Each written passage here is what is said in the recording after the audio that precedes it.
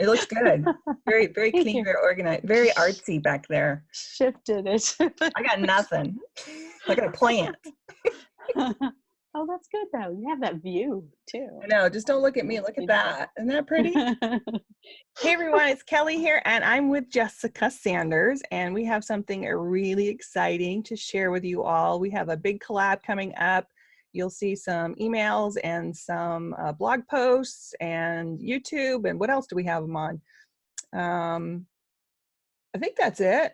Facebook, probably Instagram, Instagram. wherever else we can put it. But we've got a group of, there are 5 of us, I believe, right? Total of 5. Yes. And we're all teachers on Skillshare, and we all have a brand new class that we just launched. It's about mood boards, and Jessica's going to tell us a little bit about it. Hey everyone, I'm so happy to be here with Kelly today to talk about this cool collab that we have going on. We've gotten together 5 Skillshare teachers. They're amazing. There's watercolor and lettering and all the popular things, right? So we have Lisa Hetrick, who is an amazing watercolorist. She does flowy, fun stuff. She does. And Abby Wilson, who is doing a lettering class for mood boards. And we have Chris Faber, who is doing a Procreate class for mood boards. So we even have technology classes in this group. And of course, Kellie Chasse here. She's so amazing. Watercolor and alcohol ink. In this case, Kelly, is yours alcohol ink or watercolor? I did both with this one. So it's a 2-4. Yeah, that is awesome. Yeah. And then me, I do, it's a watercolor mood board class, mine is.